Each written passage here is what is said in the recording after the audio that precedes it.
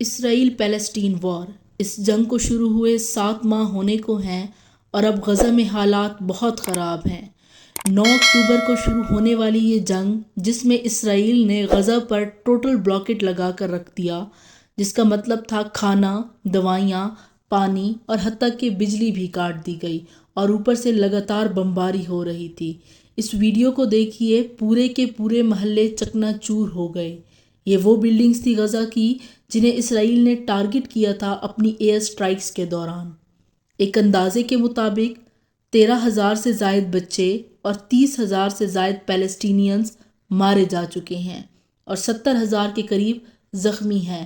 ہزاروں اس ملبے کے نیچے اب بھی دبے پڑے ہیں، باقی جو زندہ ہیں وہ شیلٹر لینے کی کوششوں میں ہیں۔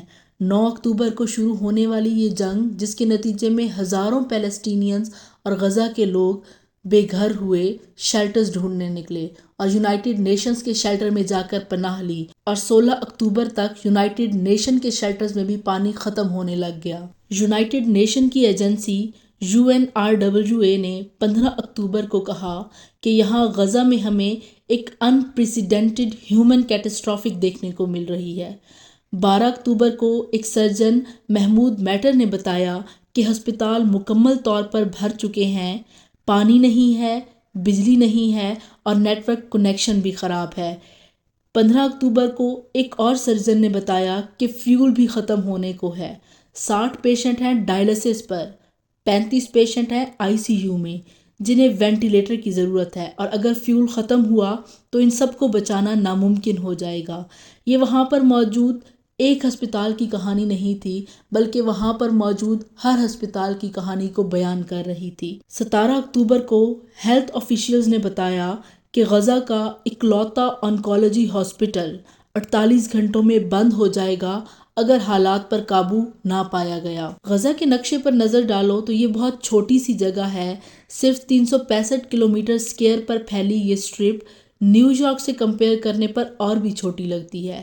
اس جگہ پر 23 لاکھ لوگ مقیم تھے۔ یہ دنیا کا سب سے زیادہ ڈینسلی پاپولیٹڈ ایریا ہے۔ جنگ شروع ہونے سے پہلے بھی لیونگ کنڈیشنز کچھ زیادہ بہتر نہیں تھی۔ یہاں پر رہنے والے لوگ ہر وقت اسرائیل کے انڈر ہی رہتے تھے اور اسرائیل کی پرمیشن کے بغیر نہ کہیں ٹریول کر سکتے تھے، نہ کوئی یہاں آ سکتا تھا، نہ یہ کہیں جا سکتے تھے۔ 23 لاکھ کی آبادی میں آدھی آبادی صرف بچوں کی ہے۔ یہی وجہ ہے کہ اس جنگ میں مارے گئے لوگوں میں زیادہ تعداد بچوں اور عورتوں کی ہے۔ یہ ایک کھلی جیل تھی ان انسانوں کے لیے جو یہاں پر رہتے تھے۔ یہ جنگ شروع ہوئی جب 7 اکتوبر کو حماس نے اسرائیل پر ایک ٹیررسٹ اٹیک کر دیا۔ اس اٹیک کے رسپانس میں اسرائیل لگاتار غزہ پر بمباری کیے جا رہا ہے، جس میں نہ صرف حماس کے لوگ مارے جا رہے ہیں بلکہ پیلسٹینین سویلینز بھی مارے جا رہے ہیں، اور غزہ پوری طرح تباہ ہو گیا ہے۔ اسرائیل جو کر رہا ہے وہ بھی کسی خودکش حملے سے کم تو نہیں ہے۔ نارویجین فارن منسٹر نے کہا کہ اس طرح کا بلاکیڈ لگانا ان ایکسیپٹیبل ہے۔ لوگوں کی مدد کے لیے دوائیاں اور کھانے کی سپلائی تو کم از کم پہنچنے دیں۔ یونائٹڈ نیشن کے سیکرٹری جنرل نے بھی یہی چیز کہی اسرائیل کو کہ ہیومینٹیرین ایڈ ایٹ لیسٹ ان کو الاؤ کرنی چاہیے غزہ میں، اور حماس کو بھی اسرائیلین ہاسٹیجز کو آزاد کر دینا چاہیے بغیر کوئی کنڈیشن لگائے۔ ایسے حالات اگر آپ پر ہوتے تو آپ پر کیا گزرتی؟ کیا آپ برداشت کر پاتے کہ آپ کے بچے آپ کے سامنے مر رہے ہیں، بجلی نہیں ہے، کھانا نہیں ہے، پانی نہیں ہے، آپ کے بچے آپ کے سامنے مر رہے ہیں، اور ایسے میں آسمان سے ایک دن پمفلٹس گرتے ہیں، اور ان پمفلٹس میں اسرائیل نے ایک وارننگ دی ہوئی ہے جس میں لکھا جاتا ہے کہ جتنے بھی لوگ غزہ کے نارتھ میں رہ رہے ہیں وہ ایویکویٹ کر کے ساؤتھ میں چلے جائیں۔ غزہ کے چاروں طرف بمباری کی آواز سنائی دے رہی ہے اور وارننگ بھی دی جا رہی ہے کہ گھر خالی کرو اور ساؤتھ میں جاؤ اگر زندہ رہنا چاہتے ہو تو۔ ایک اندازے کے مطابق اس وقت 11 لاکھ لوگ موجود تھے غزہ میں۔ نارتھ میں IDF نے سب کو وارننگ دی، یونائٹڈ نیشن کے خود کے شیلٹرز بھی اب سیف نہیں تھے۔ ناردرن غزہ کے ہاسپٹلز، سکولز، کسی کو بھی ٹارگٹ کیا جا سکتا تھا۔ UNRWA نے کہا کہ کیسے پریگننٹ عورتیں، بچے اور بوڑھے، وہ لوگ جو موو نہیں کر سکتے، وہ کیسے یہ جگہ چھوڑ کر دوسری شہر میں جائیں گے، کیسے یہ جگہ چھوڑ کر دوسرے علاقے میں جائیں گے۔ ورلڈ ہیلتھ آرگنائزیشن نے اس ایکشن کو، اس آرڈر کو اسٹرانگلی کنڈیمڈ کیا۔ ناردرن غزہ میں 22 ہاسپٹل تھے جس میں اس وقت 2000 سے زیادہ پیشنٹس تھے۔ ان کو کیسے موو کیا جائے گا؟ ساؤتھ میں اسرائیل کا کہنا ہے کہ 6 لاکھ لوگ غزہ کے ایویکویٹ کر گئے تھے، 5 لاکھ لوگوں نے ایویکویٹ نہیں کیا تھا۔ کیا جانے والے محفوظ تھے؟ سینٹرل غزہ میں ایئر سٹرائکس ہوئی، لوگوں کے گھر تباہ ہو گئے۔ ساؤتھ غزہ میں رہنے والے بھی محفوظ نہیں تھے۔ ساؤتھ غزہ کے شہر خان یونس میں بھی ایئر سٹرائکس کیے گئے۔ BBC نے بھی ان ایئر سٹرائکس کو کنفرم کیا اور بتایا کہ رفح کراسنگ کے قریب ایک بلڈنگ ڈیمیج ہوئی۔ ان کے مطابق اس ایریا کو اسرائیل نے 3 بار ہٹ کیا۔ یہ غزہ اور ایجپٹ کے درمیان بارڈر کراسنگ۔ غزہ کے لوگ کہیں نہیں جا سکتے، ایک طرف سمندر ہے، ایک طرف اسرائیل کا ملک اور ایک طرف ایجپٹ، جس کو اسرائیل نے بند کر دیا ایئر سٹرائکس کے ذریعے رفح کراسنگ پر۔ لوگوں نے کوشش کی مگر ایجپٹ نے بارڈر کھولنے سے انکار کر دیا۔ ایجپٹ اور عرب ممالک کا کہنا تھا کہ یہ ان ایکسیپٹیبل ہے کہ پیلسٹینین سویلینز ان کے ملکوں میں آ کے رہنے لگیں،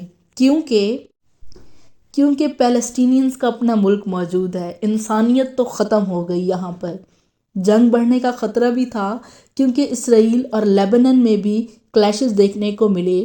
اسرائیل لیبنن کے نارتھ میں ہے اور یہاں پر حزب اللہ ملیٹنٹ گروپ آپریٹ کرتا ہے۔ 2006 میں ان دونوں کے درمیان میں بھی جنگ ہو چکی ہے جو 1 ماہ تک چلی تھی۔ پچھلے کچھ دنوں میں ان دونوں کے درمیان بریف راکٹ فائرنگ دیکھنے کو ملی ہے۔ 16 اکتوبر 2023 کو ایک اینٹی ٹینک میزائل فائر ہوا تھا لیبنن سے اسرائیل پر، جو کہ ناردرن ایریاز میں گرے اور 3 لوگ زخمی ہوئے۔ خطرہ اصل میں یہ ہے کہ حزب اللہ حماس سے بھی زیادہ طاقتور ہے۔ صرف ایران نے اسرائیل کو وارننگ دی کہ اگر اسرائیل نے گراؤنڈ انویژن کرنے کی کوشش کی غزہ میں تو اسے اور جگہ سے رسپانس مل سکتے ہیں۔ انڈینز کے کہنے کے مطابق اس وقت 900 انڈین ٹروپس اسرائیل اور لیبنن بارڈر پر اسٹیشنڈ تھے۔ یہ ٹروپس یونائٹڈ نیشن کی پیس کیپنگ فورس کا حصہ تھے۔ انڈیا نے تو بتا بھی دیا کہ کچھ لوگ موجود ہیں۔ کیا کسی اور ملک نے بتایا تھا کہ ہمارے بھی لوگ موجود ہیں؟ ایک بات عجیب ہے کہ جو ملک سانس بھی اپنی مرضی سے نہیں لے رہا تھا، وہاں پر حماس کیسے 5000 راکٹ اکٹھے کر پایا اور اسرائیل کو پتہ بھی نہیں چلا؟ 28 ستمبر کو اسرائیل کو پتہ بھی چلا تھا کہ حماس راکٹ اٹیک کرنے والا ہے۔ 6 اکتوبر کو حملے سے ایک دن پہلے امریکن آفیشیل نے ایک رپورٹ سرکولیٹ کی کہ حماس کی طرف سے ان یوزول ایکٹیویٹیز دیکھنے کو مل رہی ہے۔ شاکنگ بات تو یہ ہے کہ واشنگٹن ڈی سی میں موجود ایک مڈل ایسٹرن ڈپلومیٹ نے CNN کو بتایا کہ ان کی گورنمنٹ بار بار وائٹ ہاؤس اور US انٹیلیجنٹ آفیشلز کو وارننگ دے رہی تھی کہ حماس کے پاس ہتھیاروں کا ایک بلڈ اپ دیکھنے کو ملا ہے، اور انہوں نے یہ بھی کہا تھا کہ ہتھیار اتنے زیادہ ہیں غزہ میں ان کے پاس کہ کوئی سوچ بھی نہیں سکتا۔ تو کیسے اسرائیل کو نہیں پتہ چلا اس حملے کا؟ ایک نظر ذرا اسرائیل کی پولیٹیکل سچویشنز پر بھی ڈالیں۔ وہاں پر کرنٹ پرائم منسٹر ہیں بنجامن نیتن یاہو۔ ان پر فراڈ کا چارج لگا ہے، بریچ آف ٹرسٹ کا چارج لگا ہے اور 3 الگ الگ سکینڈلز بھی رشوت لینے کے چارج ہوئے ہیں۔ یہ ان سب کو ڈینائی کرتے ہیں، لیکن ان کے خلاف کرپشن ٹرائل ہو رہا تھا اس وقت جب یہ جنگ شروع ہوئی۔ یہ کیس اب بھی پینڈنگ ہے۔ اسرائیل کے لوگ سڑکوں پر آ گئے تھے جب پرائم منسٹر نے جوڈیشری میں تبدیلی کرنی چاہی کہ کیسے ججز کو سلیکٹ کیا جاتا ہے۔ جب سے غزہ کے ساتھ جنگ شروع ہوئی ہے، اسرائیلین پرائم منسٹر نے ایمرجنسی پاورز کا استعمال کرتے ہوئے خود کو برقرار کر رکھا ہے۔ اگر یہ وار نہ ہوتی تو یہ کرپشن ٹرائل چلتا اور شاید ان کو اپنی سیٹ کھونی پڑتی۔ اس سیٹ کو بچانے کے لیے کیا اس نے یہ کیا؟ نیتن یاہو نے پاورز کو غزہ اسٹرپ اور ویسٹ بینک میں ڈیوائیڈ کر دیا، جو پیلسٹینین اتھارٹی ہے، اور ان کے پریزیڈنٹس کو اگنور کرتے ہوئے حماس، جو کہ ایک ٹیررسٹ آرگنائزیشن ہے، اس کے ساتھ انڈائریکٹ نیگوشیٹ کرنے کی کوشش کی ایجپٹ کے ذریعے۔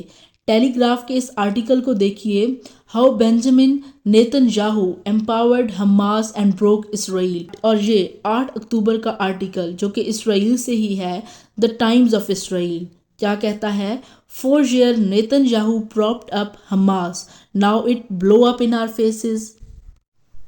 اس آرٹیکل میں لکھا ہے کہ کئی رپورٹس کے مطابق نیتن یاہو نے خود کہا تھا کہ ہمیں ٹرانسفر آف فنڈز کرنا چاہیے غزہ میں تاکہ سیپریشن بنائی جا سکے ویسٹ بینک میں موجود پیلسٹینین اتھارٹی کے بیچ میں اور غزہ میں موجود حماس کے بیچ میں۔ اگر یہ درار بنی رہے گی تو پیلسٹینین اسٹیٹ کبھی نہیں رہے گی۔ ایک ایکسٹریم رائٹ وننگ پولیٹیشین نے سٹیٹمنٹ دی تھی 2015 میں کہ اسرائیل کی پالیسی ہے پیلسٹینین اتھارٹی کو ایک برڈن کی طرح ٹریٹ کرو اور حماس کو ایک ایسٹ کی طرح ٹریٹ کرو۔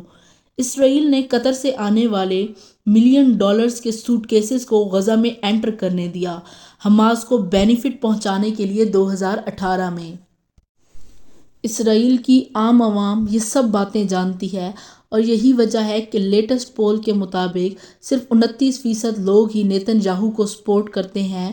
اسرائیل میں پروٹیسٹ دیکھنے کو ملے ہیں نیتن یاہو کے خلاف، ان کے ہاتھوں میں بینرز ہیں اور ان بینرز پر لکھا ہے Bibi there is blood on your hand, go to jail be be.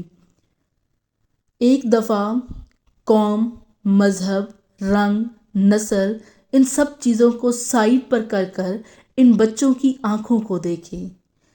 کیا یہ بچے یہ ڈیزرو کرتے تھے؟ کیا غزہ کے لوگ یہ ڈیزرو کرتے تھے کہ اسرائیل کو ایسا کرنا چاہیے تھا؟ انہوں نے تو جو کیا تو کیا، باقی مسلم ممالک کدھر ہیں؟ عرب کدھر ہے؟ عرب ایمریٹس کدھر ہے؟ پاکستان کدھر ہے؟ باقی ممالک کدھر ہیں؟